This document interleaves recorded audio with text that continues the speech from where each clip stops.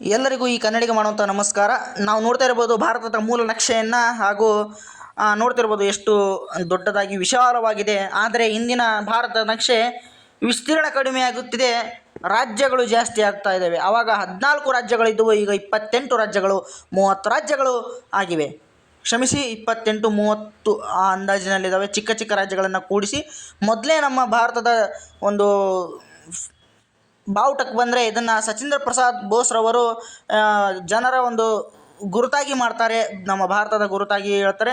ಹಾಗೆ ಎರಡನೇದಾಗಿ ಮೇಡಮ್ ಬಿಂಕಾಜಿ ಅವರು ವೀರ ಸಾವರ್ಕರ್ ಹಾಗೂ ಸ್ವಾಮೀಜಿ ಕೃಷ್ಣ ವರ್ಮ ಅವರ ನೇತೃತ್ವದಲ್ಲಿ ಜರ್ಮನಿಯಲ್ಲಿ ಈ ಒಂದು ಭಾರತದ ಒಂದು ಬಾವುಟವನ್ನು ಹಾರಿಸಿ ಈ ಭಾರತಕ್ಕೂ ಕೂಡ ಒಂದು ಬಾವುಟ ಇದೆ ಅಂತ ತೋರಿಸ್ತಾರೆ.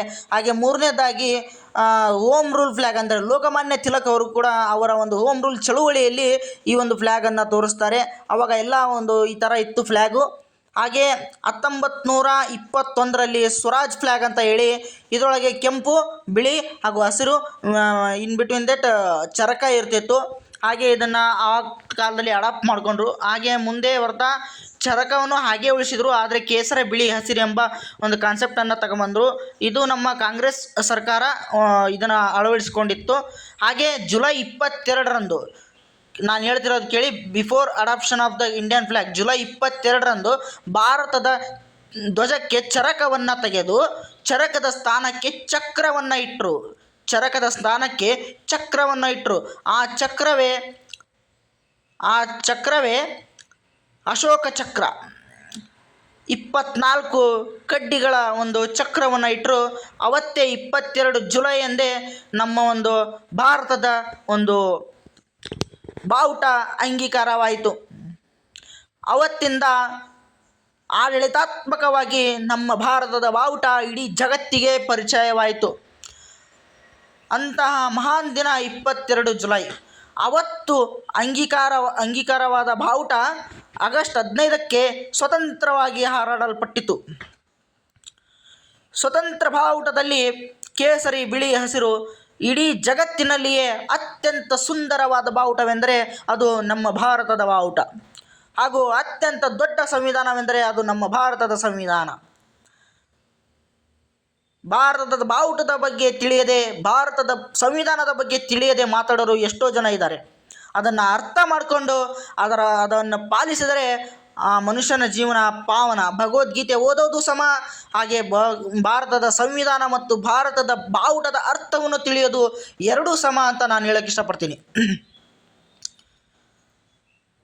ಭಾರತದ ಬಾವುಟ ಕೇವಲ ಗಾಳಿಯಿಂದ ಹಾರಾಡೋದಿಲ್ಲ. ಭಾರತದ ಬಾವುಟ ಹುತಾತ್ಮರ ಉಸಿರಿನಿಂದ ಹಾರಾಡಲ್ಪಡುತ್ತದೆ. ನಾವು ಭಾರತದ ಬಾವುಟ ಹಾಡುವಾಗ ರಾಷ್ಟ್ರಗೀತೆಯನ್ನು ಹಾಡ್ತೀವಿ. ರವೀಂದ್ರನಾಥ್ ಠಾಗೂರ್, ನೊಬೆಲ್ ಪ್ರಶಸ್ತಿ ಪುರಸ್ಕೃತ ರವೀಂದ್ರನಾಥ್ ಠಾಗೂರ್ ಅವರು ಬರೆದಂತಹ ರಾಷ್ಟ್ರಗೀತೆಯನ್ನು ಹಾಡ್ತೀವಿ. ಹಾಗೆ ಕೆಲವೊಂದು ಕ್ಷಣ ಮೌನವಾಗಿರ್ತೀವಿ. ಯಾಕೆ ಮೌನವಾಗಿರ್ತೀವಿ ಅಂದರೆ, ನಾವು ಭಾರತಕ್ಕೆ ಕೇವಲ ಗೌರವವನ್ನು ಕೊಡೋದಷ್ಟೇ ಅಲ್ಲ, ಭಾರತದ ಬಾವುಟದ ಜೊತೆಗೆ ಹುತಾತ್ಮರಿಗೂ ಗೌರವವನ್ನು ಕೊಡ್ತಾ ಇದ್ದೀವಿ ಮೌನಾಚರಣೆ ಮಾಡುವ ಮೂಲಕ.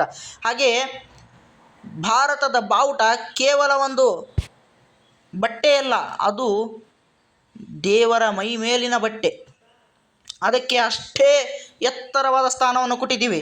ಈಗ ನಿಮ್ಮ ತಾಯಿ ತಂದೆಯವರಿಗೆ ನೀವು ತಲೆ ಬಗ್ಗಿಸಿ ನಮಸ್ಕಾರ ಮಾಡ್ತೀರಿ, ಆದರೆ ಭಾರತ ಮಾತೆಗೆ ಮಾತ್ರ, ಭಾರತದ ಬಾವುಟಕ್ಕೆ ಮಾತ್ರ ತಲೆ ಎತ್ತಿ ನಮಸ್ಕಾರ ಮಾಡಬೇಕು. ಯಾಕಂದರೆ ಭಾರತ ಮಾತೆ ಯಾವಾಗಲೂ ತನ್ನ ಮಕ್ಕಳಿಗನ್ನು ಆಶಿಸ್ತಾಳೆ, ನನ್ನ ಮಕ್ಕಳು ಯಾವತ್ತೂ ತಲೆ ಬಗ್ಗಿಸದಿರಲಿ, ಯಾವತ್ತಿಗೂ ತಲೆ ಎತ್ತಿ ನಡೆಯಲಿ ನನ್ನ ಮಕ್ಕಳು, ಹಾಗೆ ಮುಂದುವರಿಯಲಿ ಅಂತ ಹೇಳಿಕೊಳ್ಳುವ ಒಬ್ಬಳೇ ಮಾತೆ ಯಾರು ಎಂದರೆ ಅದು ಭಾರತ ಮಾತೆ. ಅಷ್ಟು ತ್ಯಾಗಮಯಿ. ಹಾಗೆ ನಾವು ಪ್ರತಿಯೊಂದು ವಸ್ತುವನ್ನು ಪೂಜಿಸ್ತಿದ್ದೀವಿ. ಹಾಗೆ ನಮ್ಮ ಭಾರತದ ನಕ್ಷೆಯನ್ನು ಒಳಗೊಂಡಿರುವಂತಹ, ಭಾರತದ ಅಂಗೀಕಾರ ಮಾಡಿರುವಂತಹ ಭಾರತದ ಬಾವುಟವನ್ನು ಕೂಡ ನಾವು ಪೂಜಿಸ್ತೀವಿ. ಹಾಗೆ ವೀರ ಯೋಧರು, ಇವರಿಗೆಲ್ಲ ನಾವು ಭಾರತದ ಒಂದು ಬಟ್ಟೆಯನ್ನು ಹಾಕಿ ಅವರ ಒಂದು ಸಂಸ್ಕಾರವನ್ನು ಮಾಡ್ತಾಯಿದ್ದೀವಿ.